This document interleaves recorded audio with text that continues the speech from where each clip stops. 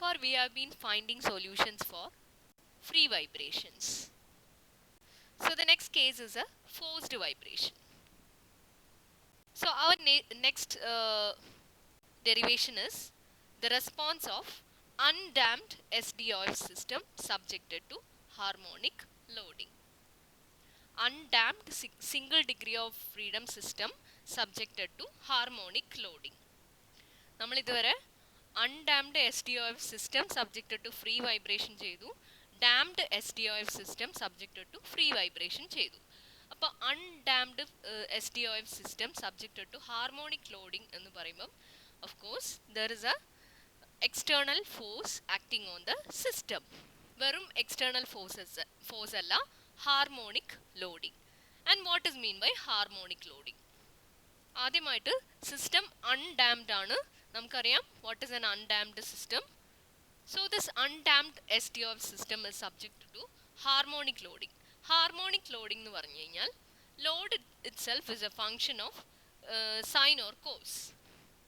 So you can see the system here. This is our system. It is undamped. So നമ്മുടെ ഡാഷ്പോർട്ട് ഉണ്ടാവില്ല, spring ഉണ്ടാവും. And it is subjected to a force, an external force. ആ external force എന്ന് പറയുന്നത് P0 sin omega bar T എന്ന് പറയുന്ന ഒരു force ആണ് ഇവിടെ ആക്ട് ചെയ്യുന്ന ഹാർമോണിക് ലോഡിംഗ് എന്ന് നമ്മൾ പറഞ്ഞത്. So the system is subjected to harmonic loading. P of T is equal to P0 sin omega bar T. അതായത് ഫോഴ്സിന്റെ വേരിയേഷൻ ആണ് P0 sin omega bar T അല്ലെങ്കിൽ P0 cos omega bar T എന്ന് എടുക്കുക. Harmonic എന്ന് പറയുമ്പോൾ sine function ആവാം, cosine function ആവാം. So the dynamic equilibrium equation will be like this. Mx double dot plus Kx is equal to P0 sin omega bar T. അപ്പോൾ നമ്മൾ ഇതിനു മുന്നേ ഒമേഗ നമുക്കറിയാം, it's a natural frequency of a system, root of k by m. പക്ഷേ ഇവിടെ എന്താണ് ഒരു omega bar എന്ന് പറയുന്ന പുതിയൊരു ടേം കാണുന്നത്? It is nothing but the frequency of the force. നമ്മൾ അപ്ലൈ ചെയ്ത ഫോഴ്സിൻ്റെ നേച്ചർ എങ്ങനെയാണ്? ഇതാണ് നമ്മുടെ ഫോഴ്സിൻ്റെ നേച്ചർ. എഫ് ഓഫ് ടി നിങ്ങൾക്ക് വൈ ആക്സിസിൽ കാണാം, ടി ടൈം എക്സ് ആക്സിസിൽ കാണാം. So this is how the force ഇങ്ങനെയാണ് ആക്ട് ചെയ്യുന്നത്. ടൈംലി വേരിയിങ് ആയിട്ടുള്ള ഒരു ഫോഴ്സ് ആണ് നമ്മുടെ സിസ്റ്റത്തിൽ ആക്ട് ചെയ്യുന്നത്. ആൻഡ് ദ വേരിയേഷൻ എന്ന് പറയുന്നത് P0 sin omega bar T ആണ്, where omega bar is the harmonic loading frequency. ഈ ലോഡിന്റെ ഫ്രീക്വൻസി ആണ് ഒമേഗ ബാർ. ആൻഡ് P0 എന്ന് പറയുന്നത് ഒരു കോൺസ്റ്റന്റ് ആണ്. അപ്പം ഇതൊക്കെയാണ് നമ്മുടെ ലോഡിന്റെ കാര്യങ്ങൾ. അപ്പം നമ്മുടെ സൊല്യൂഷൻ എന്താന്ന് നമ്മുടെ ഡൈനാമിക് ഇക്വിലിബ്രിയം ഇക്വേഷൻ എന്താന്ന് നമ്മൾ കണ്ടു. mx double dot plus kx is equal to P0 sin omega bar T. ഇനി അങ്ങോട്ട് നമ്മൾ ഇതിന്റെ സൊല്യൂഷൻ ആണ് കണ്ടുപിടിക്കേണ്ടത്. അതായത് X of T, response of this system, ഈ ഒരു സിസ്റ്റത്തിന്റെ റെസ്പോൺസ് എങ്ങനെയാണെന്നാണ് ഇനി കണ്ടുപിടിക്കേണ്ടത്. അപ്പം വീണ്ടും മാത്സിലേക്ക്. This is again a differential equation. ഇതാണ് നമ്മുടെ ഈ ഡിഫറൻഷ്യൽ ഇക്വേഷന്റെ സൊല്യൂഷൻ ആണ് നമ്മൾ കണ്ടുപിടിക്കേണ്ടത്. അപ്പം മാത്സിൽ നമ്മുടെ ഏതെങ്കിലും ഒരു differential equation with a function on the right hand side. We know that x is a function of t. Again, t ന്റെ ടേംസിലുള്ള ഒരു ടേം നമുക്ക് റൈറ്റ് ഹാൻഡ് സൈഡിൽ ഉണ്ടെങ്കിൽ നമ്മൾ പഠിച്ചിട്ടുണ്ട്, മാത്സിൽ പഠിച്ചിട്ടുണ്ട്. The final solution will be the sum of complementary solution and particular solution. രണ്ട് solution ആണ് ഇതിനുണ്ടാവുക. ഇത് രണ്ടിൻ്റെയും സം ആണ് നമ്മുടെ ഫൈനൽ സൊല്യൂഷൻ എന്ന് പറയുന്നത്. നമ്മൾ മാത്സിൽ പഠിച്ചിട്ടുള്ളതാണ്. So what is mean by complementary solution? Complementary solution means it is a solution when the right hand side is 0. For the same differential equation, if the right hand side is 0, the solution is called complementary solution. അതായത് ഇവിടെ complementary solution എന്ന് പറഞ്ഞു കഴിഞ്ഞാൽ mx double dot plus kx is equal to 0 എന്ന് പറയുന്ന differential ഇക്വേഷന്റെ solution ആണ് complementary solution. Okay, so particular solution എന്താന്ന് പറയാം. So our total solution is a sum of complementary solution and particular solution. അപ്പോൾ നമുക്ക് വൺ ബൈ വൺ ആയിട്ട് what is a complementary solution and what is a particular solution നോക്കാം. So complementary solution is the solution of mx double dot plus kx is equal to 0. ഇതെവിടെയോ നമ്മൾ കണ്ടിട്ടുണ്ട്. This was a first case we solved. Undamped free വൈബ്രേഷൻ്റെ solution ആയിരുന്നു, sorry, differential equation ആയിരുന്നു mx double dot plus kx is equal to 0. So the same solution we already have. So here xc of t എന്ന് പറഞ്ഞു കഴിഞ്ഞാൽ complementary solution എന്ന് പറയുന്നത്, അതാണ് ഇവിടെ ഒരു c കൊടുത്തിട്ടുള്ളത് suffix. So xc of t is equal to ഈ ഒരു ഇക്വേഷന്റെ solution which we already know that it is a cos omega t plus b sin omega t. So അതവിടെ നിൽക്കട്ടെ. Let's move to the particular solution for this particular case.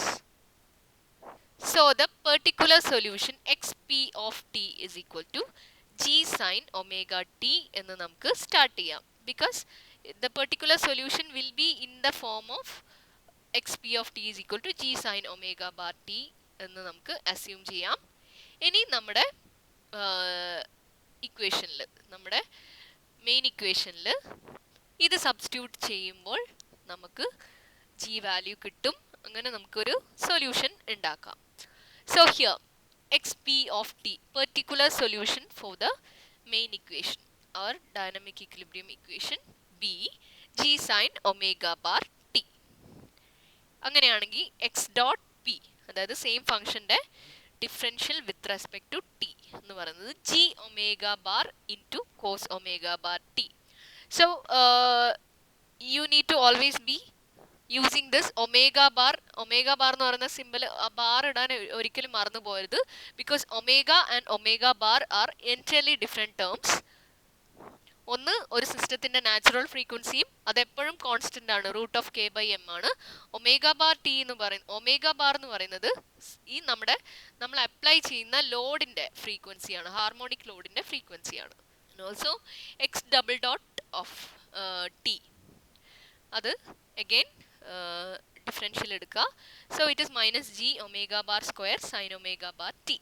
അപ്പം ഇങ്ങനെയുള്ള കാര്യങ്ങളൊക്കെ നമുക്ക് കിട്ടി. Now substituting these in the main equilibrium equation. So what are we getting? m into x double dot p of t. Substitute the value of x double dot p of t plus k into x. X in the value g sin omega bar t is equal to p naught sin omega bar t. Okay, അപ്പോൾ ഈ ഒരു ഇക്വേഷനിൽ നമുക്ക് g sin omega bar t എന്ന് പറയുന്ന term you can take it out and in the bracket k minus m omega bar square മാത്രം വരും. So now just compare the right hand side and the left hand side. So here we know that sin omega bar t, if we cancel, p naught is equal to g into k minus m omega bar square എന്ന് വരും. And g is equal to p naught by k minus m omega bar square. So that is a g. അപ്പോൾ നമ്മുടെ solution എന്താണ്? xp of t is equal to g sin omega bar t. So now we got the value of g. g is equal to p naught by k minus m omega bar square. ഇനി നമുക്ക് g ചെറുതായിട്ടൊന്ന് ടേംസിനെ ഒന്ന് മാറ്റാം. Let's divide this entire term, എന്താ പറയുക, ന്യൂമറേറ്ററിനെയും ഡിനോമിനേറ്ററിനെയും K കൊണ്ട് നമുക്ക് divide ചെയ്യാം. സോ ന്യൂമറേറ്ററിൽ പി നോട്ട് ബൈ കെ വരും. ഇവിടെ K by K minus M by K omega bar square വരും. So P naught by K divide by K by K is 1 minus M by K is, what is m by k? Root of k by m is omega, natural frequency omega, as m by k is equal to 1 by omega square. So p naught by k divided by 1 minus omega by omega bar by omega whole square. So omega bar by omega, എന്താണ് ആ ratio?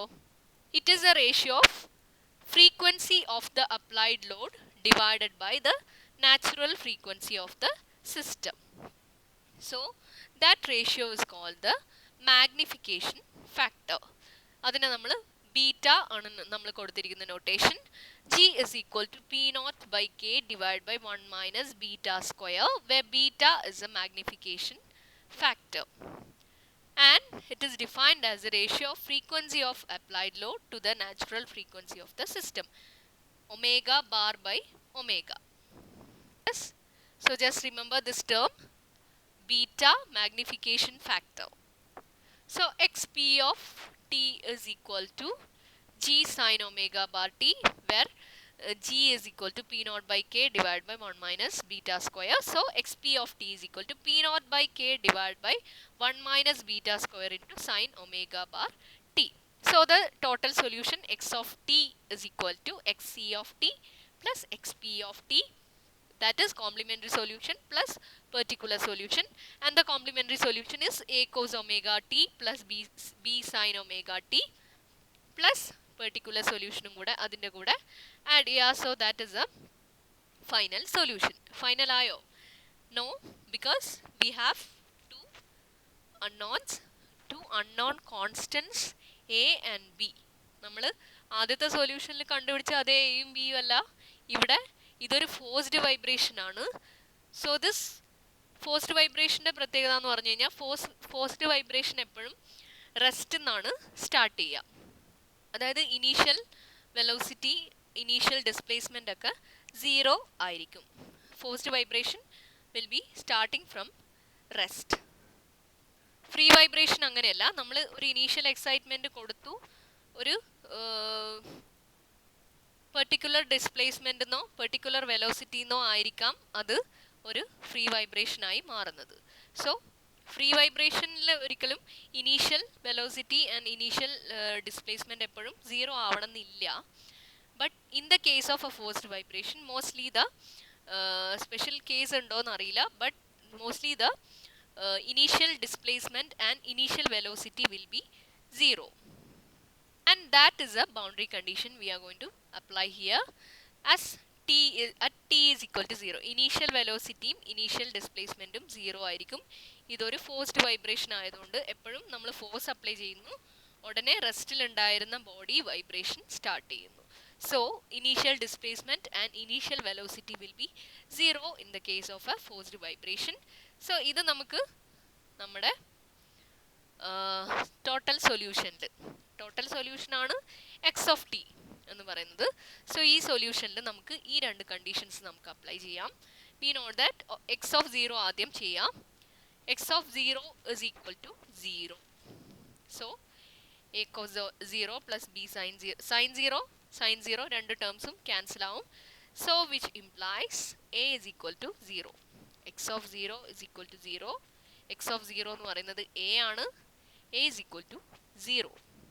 So next is b. So for that we are going to apply the next boundary condition, that is x dot of 0 is equal to 0. Okay. So find out x dot of 0. നമ്മുടെ x of t എന്ന് പറയുന്ന solution ഇതാണ്. a cos omega t plus b sin omega t plus p naught by k divided by 1 minus beta square into sin omega bar t. So ഈ സൊല്യൂഷൻ്റെ x dot കണ്ടുപിടിക്കുക and tick പകരം 0 substitute ചെയ്യുക. So from this equation we are getting b is equal to minus p naught by k divided by 1 minus beta square into omega bar by omega. You can check it by yourself if you are getting this. Yeah, again omega bar by omega. ഇതാണ് നമുക്ക് കിട്ടുന്നത് 0 t is equal to 0 substitute ചെയ്ത് equal to 0 final term equal to 0 എന്ന് ചെയ്യുന്ന സമയത്ത് b is equal to minus p naught by k divided by 1 minus beta square into omega bar divided by omega. So that is the value of b we are getting, and again this term omega bar by omega വരുന്നുണ്ട്. So what is it? It is the magnification factor, ratio of frequency of the applied load divided by the natural frequency. So substituting the values of a and b in the final solution of x of t. അപ്പോൾ നമ്മുടെ final സൊല്യൂഷനിൽ a 0 ആയി, b sin omega t plus G sin omega bar t ആണ് നമ്മുടെ solution. So ബിക്ക് പകരം we can substitute minus p naught by k divided by 1 minus beta square into beta b sin omega t plus g sin omega bar t. G in the value already we know. So this is our final solution. X of t is equal to p naught by k divided by 1 minus beta square into sin omega bar t minus beta sin omega t. So always just be careful about this omega bar and omega. And this is our final solution. ഇനി ഇതിലെ ഓരോ ടേംസിനും നമ്മൾ ഓരോ പേര് കൊടുത്തിട്ടുണ്ട്. P naught by K is the static displacement. P naught by K എന്താണ്? P naught എന്ന് പറയുന്ന ഒരു constant force divide by stiffness എന്ന് പറഞ്ഞു കഴിഞ്ഞാൽ എന്താണ്? Stiffness is a force required to produce unit displacement. അപ്പം ഫോഴ്സ് ബൈ കെ എന്ന് പറയുന്ന ടേം ഉദ്ദേശിക്കുന്നത് ഒരു ഡിസ്പ്ലേസ്മെന്റ് ആണ്. അതായത് it is a displacement when we apply a force P naught and P naught by K is called the static displacement. എന്ന് പറഞ്ഞു കഴിഞ്ഞാൽ P naught എന്ന് പറയുന്ന സ്റ്റാറ്റിക് ഫോഴ്സ് മാത്രം അപ്ലൈ ചെയ്ത് കഴിഞ്ഞാൽ നമ്മൾ ഇവിടെ അപ്ലൈ ചെയ്തിരിക്കുന്നത് P naught sin omega bar t എന്ന് പറയുന്ന ഒരു ഹാർമോണിക് ഫോഴ്സ് ആണ്. പക്ഷേ അവിടെ P naught എന്ന് പറയുന്ന ഒരു സ്റ്റാറ്റിക് ഫോഴ്സ് ആയിരുന്നു അവിടെ അപ്ലൈ ചെയ്തിരുന്നതെങ്കിൽ P naught by K is the static displacement. Okay, ഇതിനകത്തുള്ള ഡിഫറെൻറ്റ് ടേംസിൻ്റെ ചെറിയൊരു എക്സ്പ്ലനേഷൻ ആണ് ഇപ്പോൾ പറയുന്നത്. P naught by K എന്ന് പറയുന്ന ഒരു ടേം ഉണ്ട്. It is the static displacement due to the static force P naught. Sin omega bar t is called the steady state response and beta sin omega t is called the free vibration response. ഈ terms ഒക്കെ just ഒന്ന് ഓർത്ത് വെക്കുക. Also one more term, response ratio.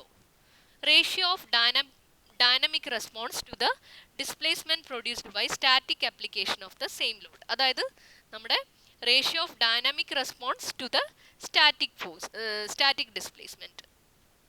Nothing but x of t divided by static displacement. R of t എന്നാണ് നമ്മൾ term ചെയ്തിട്ടിരിക്കുന്നത്. Response ratio ഇത് വെറും ഒരു റേഷ്യോ അല്ല, ഇതൊരു ടിയുടെ ഫംഗ്ഷൻ ആണ്. That is why it is given R of t. R of t is equal to x of t divided by x static. So x of t ഇപ്പോൾ നമ്മൾ കണ്ടുപിടിച്ച നമ്മുടെ final solution P naught by K divided by 1 minus beta square into sin omega bar t minus beta sin omega t divided by static displacement. What is static displacement? Static displacement is a displacement due to the force statically applied force P naught. So P naught by K cancel out.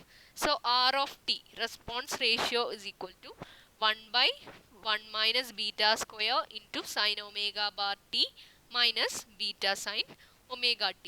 So that is about this case. Undamped SDOF system subjected to forced vibration, harmonic loading.